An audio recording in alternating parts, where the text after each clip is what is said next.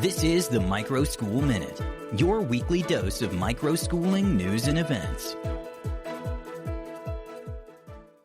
In this week's edition of the Microschool Minute, microschools are experiencing a significant surge in enrollment as families seek more personalized learning environments.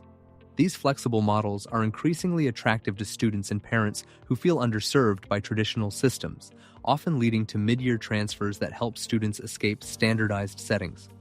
Founders of these schools emphasize a school-family atmosphere that prioritizes student-led learning and parent involvement. This shift reflects a broader national trend where boutique educational environments are gaining traction by offering philosophies that are often absent in large, bureaucratic public school systems.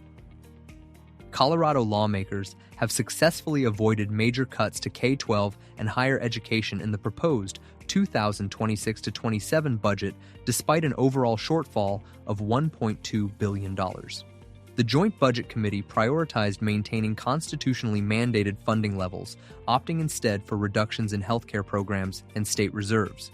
The move is seen as a commitment to school stability and a rejection of past maneuvers that withheld money from schools. However, the state continues to navigate leadership transitions in major districts and the integration of new technologies like AL, which have shown mixed success in driving student engagement. In Wyoming, families are increasingly embracing diverse school choice options, ranging from basement classrooms to structured microschools like Powder River Prep. These settings focus on smaller class sizes and conservative values, reflecting a desire for educational alternatives that align closely with family priorities. Despite this demand, the lack of flexible state funding remains a primary barrier to the growth of these innovative models. While over 4,000 families have applied for education savings accounts, ESAs, legal challenges have temporarily tied up the distribution of these funds in court. Texas has seen a massive response to its new education freedom accounts, with over 270,000 students applying in the first year.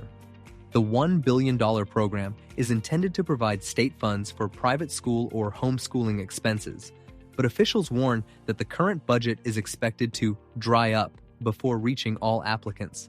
The high volume of applications underscores a significant shift toward alternative schooling in the state. As the rollout continues, the focus has turned to how the state will prioritize low-income families and manage the immense public interest in school choice. State Representative Alma Hernandez has publicly addressed concerns regarding fraud within Arizona's Education Savings Account, ESA program. As the program expands, the lack of specific oversight language in the law has led to debates over potential misuse of funds and the need for stricter accountability. These concerns have contributed to legislative gridlock as lawmakers balance the expansion of school choice with fiscal responsibility. The ongoing friction highlights the national challenge of ensuring that state funds are used effectively while maintaining the flexibility that alternative schooling families value.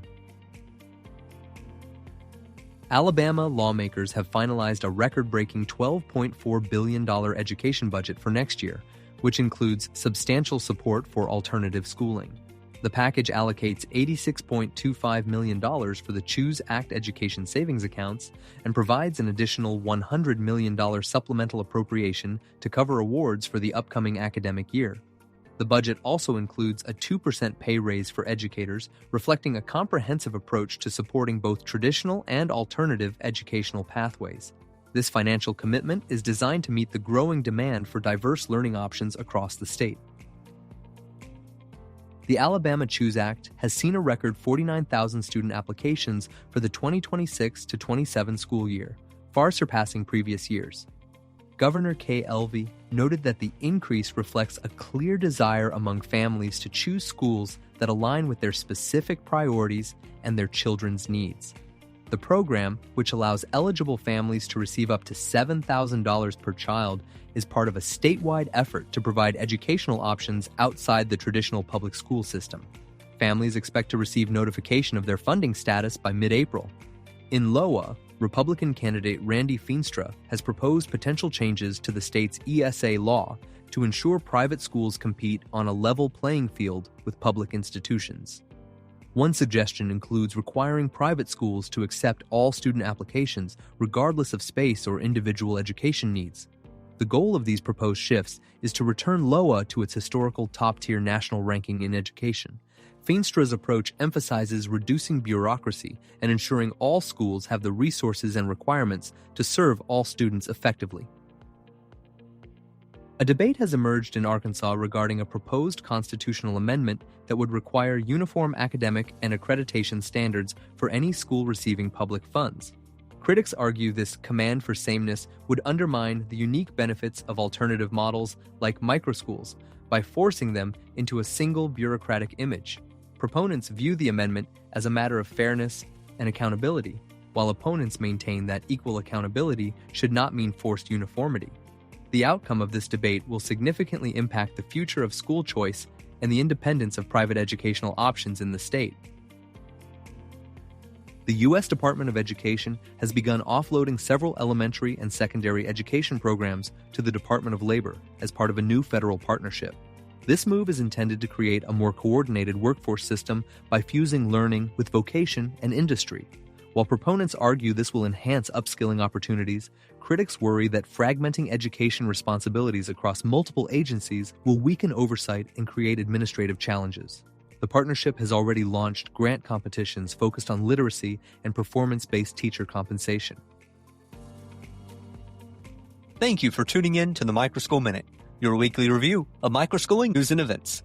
Don't forget to like and subscribe, and if you'd like to support us, consider leaving a review.